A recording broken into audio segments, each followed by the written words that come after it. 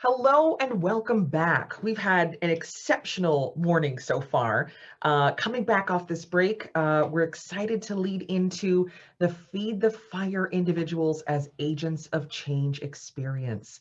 So today, we welcome two individuals who are making real and lasting change in the fight for equity in our Rochester community. First, allow me to introduce Julio Jordan, Director of Diversity, Equity, and Inclusion at Ibero-American Action League, who will speak to keeping it real, the impact of microaggressions, and provide actionable items for individual change. Julio, let's start with you. Hello, good morning. Thank you, Andrea. I appreciate that introduction and definitely happy to be here with all of you on this beautiful Rochester morning. So I want to thank you for the opportunity. Great presentation by Dr. Tyler. Always love watching Dr. Henry speak. Myra, you inspire and you motivate. So thank you, and I'm hoping that that I could do right by you. I know that we talked about keeping it real. We talked about being honest. We talked about, making people, understand that we grow from places of discomfort. So that's what we're going to be doing today. And one of the things about me, if, anyone that knows me knows that that's the one thing I can do is keep it real. I might not be the smartest person in the room.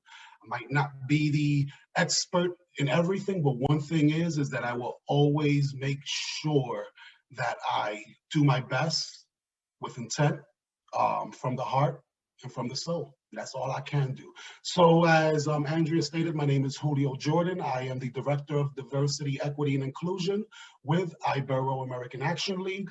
I want to thank you for being here. I wish I could see all your beautiful faces live, and I'm sure that pretty soon we'll get back to that. But for now, we will do this virtually.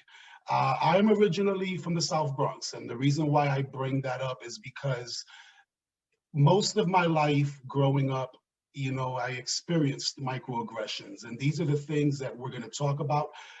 Dr. Tyler kind of alluded to it in her presentation. I was hoping that she didn't go too deep into it, but then again, if she would have, I would have just said what Dr. Tyler said and kept it moving.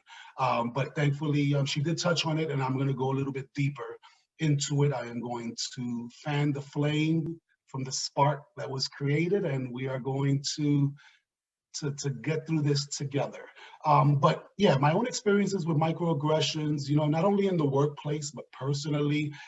And there's so many instances and so many times that I could think of, a time where I was the victim of a microaggression. Whether it's working as a bike messenger. My first job was at an organization called Smith Barney. It's no longer around, but it's New York City.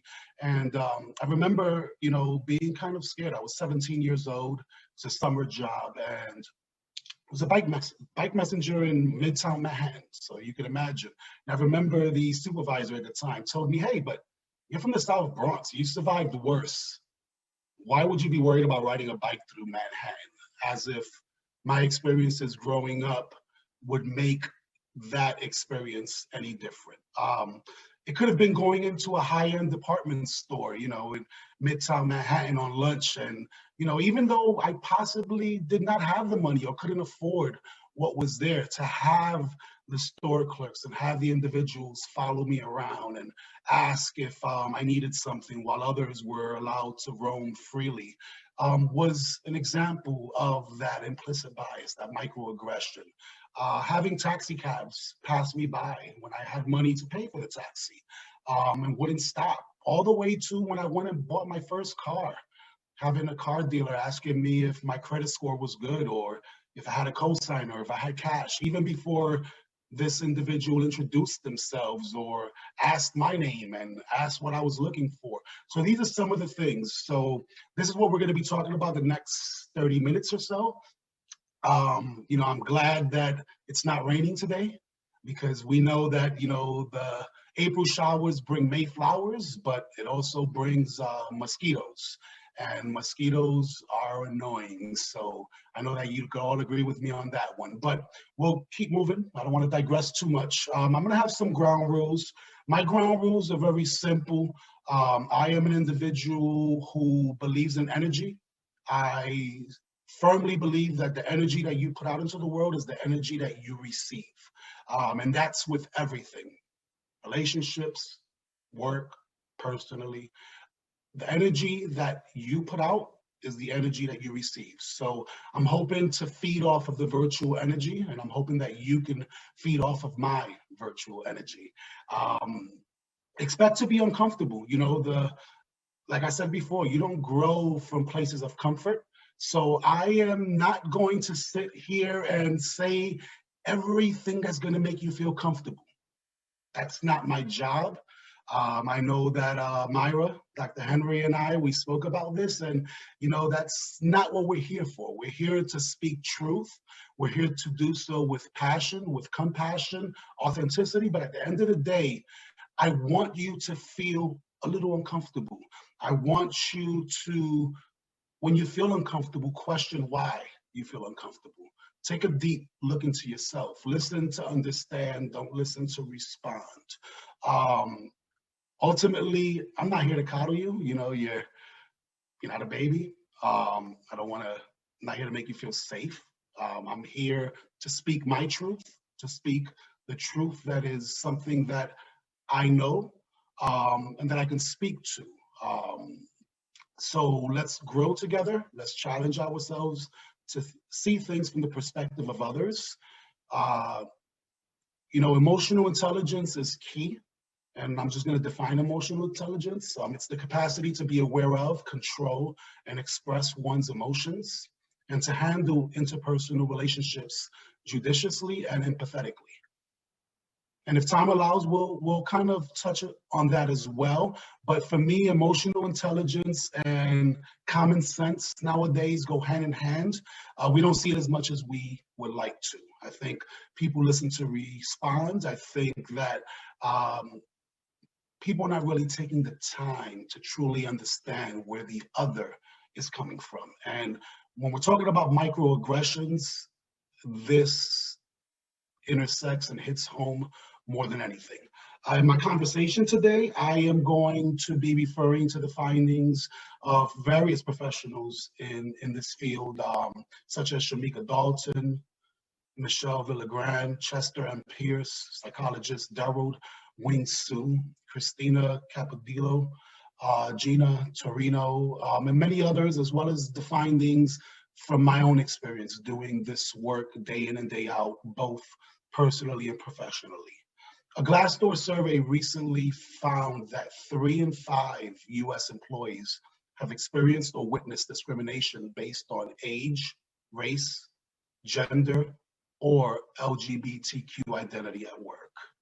And we're going to see why the microaggressions, as subtle and as sometimes small as they may seem, kind of like the mosquito, really leave some harm and cause people to feel uncomfortable.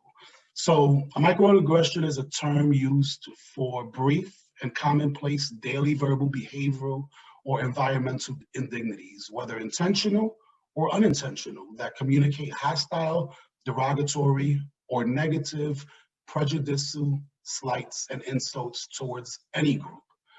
The term was coined by psychiatrist and Harvard University professor Chester M. Pierce in 1970 to describe insults and dismissals which he regularly witnessed non-Black Americans inflicting on African Americans. By the early 21st century, use of the term was applied to the casual degradation of any socially marginalized group, including LGBT, people living in poverty, and disabled people. Psychologist Daryl Wing Su defines microaggressions as brief, everyday exchanges that send denigrating messages to certain individuals because of their group membership. The persons making the comments may be otherwise well-intentioned and unaware of the potential reaction to their words. According to Dr. Su, microaggressions seem to appear in 3 forms. Those 3 forms are microassault, an explicit racial derogation, verbal or nonverbal, such as name calling, avoidant behavior, purposeful discriminatory actions. A micro insult, communications that convey rudeness and insensitivity and demean a person's racial heritage or identity. Subtle snubs, unknown to the perpetrator, hidden insulting message to the recipient. And micro invalidation. Those are communications that exclude, negate, or nullify the psychological thoughts, feelings, or experiential reality of a person belonging to a particular group. So when we look at the impact of microaggressions and we look at microaggressions as a whole, they're devastating for all concerned. When left unaddressed, they enforce marginalization, deny equal access to opportunities, and invalidate the way oppressed groups experience their own reality. And one thing that I can say without being able to see all of you beautiful people out there is that we want to make the world a better place, not only for us, but for our children, our grandchildren, and those that will come after us. It's our responsibility. The reason why I'm here today speaking to you is not by chance. This is my purpose, just as is your purpose to be on this call, to spend, we're talking about what, 5-6 hours out of your day for a cause that has been magnified over the past year, but quite honestly has been around longer than any of us have been on this planet. I think what's happened is that we've hit the snooze button for far too long, and now we can't hit that snooze button anymore. So this is where we are. So I am going to discuss, because a lot of people, and one thing that I've noticed and experienced in working with a lot of organizations in the city of Rochester, in our community, is that it seems, and even in my own organization, it seems like a lot of people don't truly understand what microaggressions are. And then there are individuals that do understand what they are, but minimize or downplay them and kind of just write them off as, oh, that was just a joke. That was just, I was just messing around, that's a friend of mine, not realizing that the recipient of that microaggression, even though they might, smirk, give you that uncomfortable smile, or, might not chuck you, it still makes that individual feel a certain type of way. And I know that for me personally, in my own experiences, and I like to speak from my own experiences, it's made me feel that way, whether it's, in the corporate workplace, when, I've had a supervisor that'll say, when you're training, try to smile more. And my question is, smile more? What do you mean? Like, am I not smiling enough? Well, it's just because of the way that you look, your demeanor, your beard. And I'm like, wait a minute, I don't, what does that mean exactly, And I don't think that the individual had any ill will or intent, but I think it's based on implicit biases, prejudices, and ultimately that is a form of a microaggression. And that's someone that I had to check, because you're not going to make me feel uncomfortable being who I am. You're not going to make me feel uncomfortable for living in myself through authenticity and who I am. It's not going to happen. So some of the things, just to kind of give you examples of microaggressions, and I'm pretty sure that some of you have either heard these directed at you, have been the individual that has directed these, or has witnessed them. Where are you from? Where were you born? You speak good English. Or asking a person, let's say an Asian person, to teach you words in their native language. Although that may seem innocent, think about the impact that it has on the individual. Think about the message that you're sending. Think about the theme. You're saying, to that individual, you're not American. You're a foreigner. That I'm an alien in my own land. that Asian Americans and Latino Americans, such as myself, were assumed to be foreign born. I mean, I'll be honest with you, there was not too long ago where I had to check some of my own colleagues and friends because they didn't realize that Puerto Rico, the island where my family comes from, is actually a part of the United States of America. That to me was asinine. It was absurd to think that an individual wouldn't even know that Puerto Rico is a part of the United States of America. And to have to educate or enlighten someone on that, to me, is in itself a form of microaggression. Another example might be, asking an Asian person to help with math or science, as if all Asian people know about math and science. That's not the truth. That's not the truth for any culture. So why would you ascribe intelligence to a person of color based on their race? Hey, you play basketball, don't you? Because someone is African American. Hey, you must love boxing because you're Latino, you're Puerto Rican. And guess what? Yes, I love boxing. But the assumption, I think, is where the microaggression comes in. And I know some of you might be shaking your head and saying, well, that doesn't make sense because that's not being derogatory. That's not being rude. But you know what? It's not about you. It's about the individual who has this happen to them every single day. That's what it's about. I think that too often, and that's been prevalent more now than ever, is we worry about our thoughts and we worry about our feelings and our beliefs instead of taking into account the other individual. We need to do more of that. Another thing is when I look at you, I don't see color. America's a melting pot. There is only one race, the human race, or my personal favorite, all lives matter. Usually said right after someone says Black Lives Matter. How ironic. How ironic.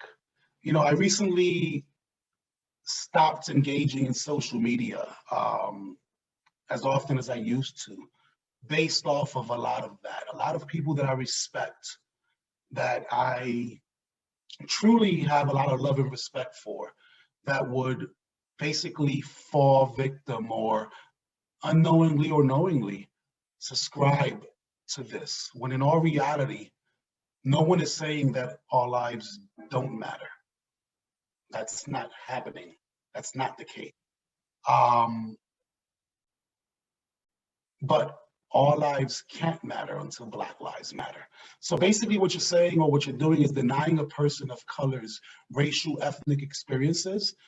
You're asking them to assimilate to the dominant culture, and you're denying the individual as a racial or cultural being. That's not cool, not at all cool. And it's something that people need to really check themselves and really understand that it's not about ensuring that all lives, because we know that all lives matter. It's a matter of that right now, today, right now, this is where the focus needs to be, because if all lives did, then we wouldn't need to screen this. That's the reality. Another one is, I'm not racist. I have several Black friends. I grew up in a all Black neighborhood or a Latino neighborhood. And to that, I always ask, well, how many of the people that look like you also grew up in that neighborhood? And the response is typically, oh, not many. Exactly. As a woman, I know what you go through as a racial minority, as if that justifies or makes you immune to racism, right? That's basically what you're saying, is I am immune to racism because I have friends of color, or your racial oppression is no different than my gender oppression. I can't be racist. I'm like you. I grew up in the hood. I'm white and I grew up in the hood. So how can I be racist? No, you can still be racist. You can still be the perpetrator of microaggressions. The color of your skin was not the reason or what was held against you when you were growing up. Yes, you grew up in the same environment, but the color of your skin wasn't an added issue, an added concern, an added detriment to your safety, to your health, to everything that surrounded you. Something to keep in mind. Others is, I believe, the most qualified person should get the job. Everyone can succeed in this society if they work hard enough. So basically, it's saying that people of color are given extra unfair benefits because of their race. People of color are perceived as lazy or incompetent and need to work harder. There wouldn't be a need for affirmative action if there was true equity and equality. Think about that. There wouldn't be a need for Black History Month if the need wasn't there. People always say, and I've heard people say this, so why can't we have White History Month? Well, that's every month. That's every month. That's around us all the time. So we have to take time to have Hispanic Heritage Month, Black History Month. We have to do that. And if anything, when you question those things and say, well, why isn't there white entertainment TV and there's BET? When you find yourself questioning that, you need to really check yourself and ask yourself, why is it that I feel so comfortable saying that? Or why is it that I can't take a step back to truly understand where that person is coming from? Why, instead of saying, you know what, I agree, Black lives do matter, all lives matter, blue lives matter, but Black lives do matter, and I am behind you.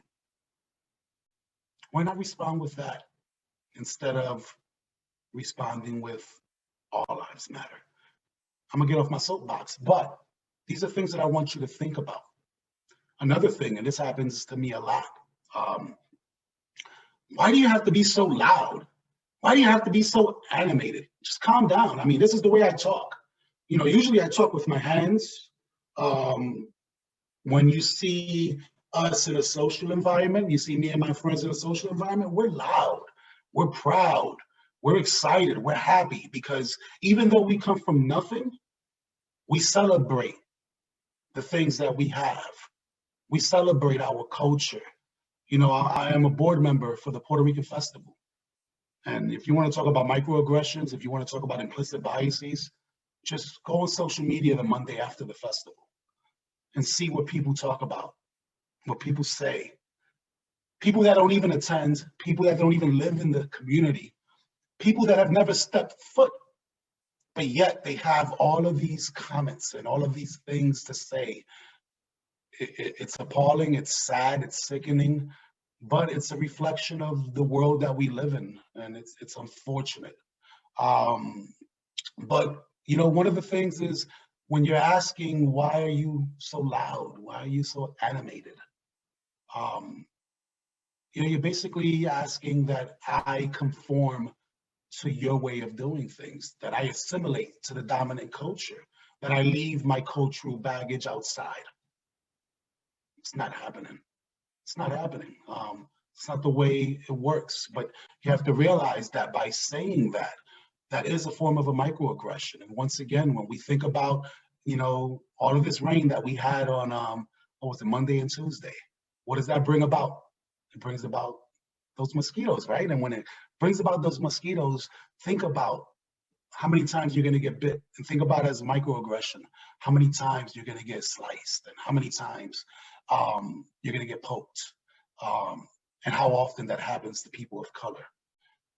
Person of color being mistaken for a service worker, or having a taxi cab, as I discussed my own personal experiences, but yet they'll stop maybe 100 feet away and pick up a person that was white, but bypassed me as if I don't matter.